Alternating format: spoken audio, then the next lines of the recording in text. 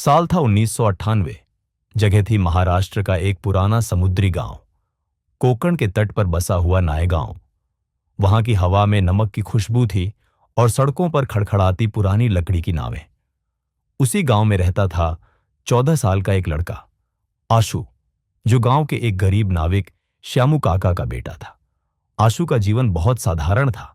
न जूते, न किताबें और स्कूल भी आधे समय बंद रहता। लेकिन उसमें कुछ अलग था, आंखों में सपना और दिल में आग। उसका सपना था वैज्ञानिक बनना। गांव में लोगों को यह बात मजाक लगती, नाविक का बेटा वैज्ञानिक। लेकिन आशु को पता था कि उसका सपना भले ही छोटा लगे, उसकी उड़ान बड़ी होगी। हर शाम जब उसके पापा समुद्र से लौटते तो लहरों और तूफानों की कहानियां सुनाते। आशु उनसे पूछता, पानी कभी अचानक खौलता क्यों है? आकाश में बिजली क्यों चमकती है? क्यों कोई मशीन तूफान से पहले नहीं बता सकती? पापा को जवाब नहीं आता, लेकिन वह कहते, तेरा दिमाग नाव से तेज चलता है बेटा, तू कुछ बड़ा करेगा।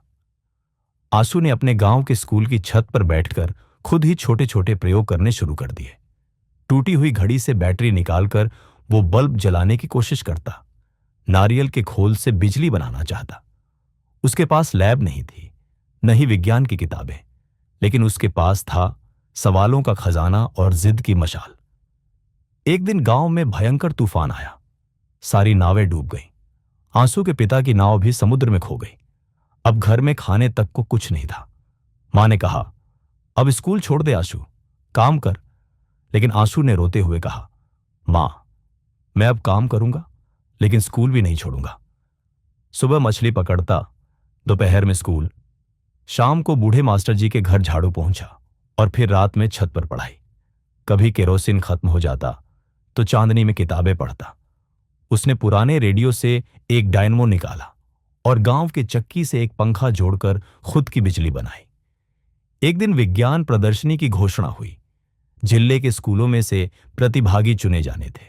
आशु ने एक मॉडल बनाया, समुद्र के तूफानों की पहले से चेतावनी देने वाली मशीन। मशीन क्या थी? एक लकड़ी का डिब्बा, कुछ तार, एक स्प्रिंग और पुरानी साइकिल की घंटी। लोग हंसने लगे, इससे क्या होगा, वैज्ञानिक बनने चले हैं।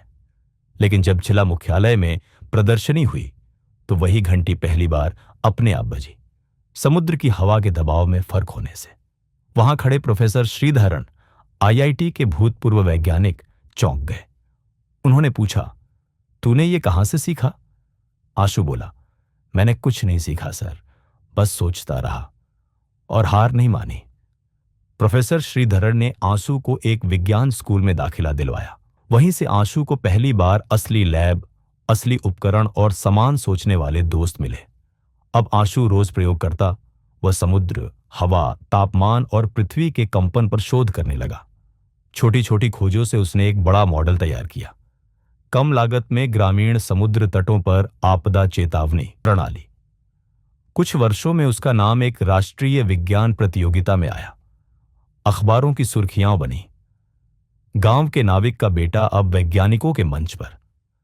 आशु ने अपनी पढ़ाई आईआईटी बॉम्बे से पूरी की और फिर आईएसआरओ में चयनित हुआ। वहीं उसने एक ऐसा उपकरण बनाया जिससे मछुआरों को जीपीएस और मौसम की जानकारी मोबाइल पर मिल सके।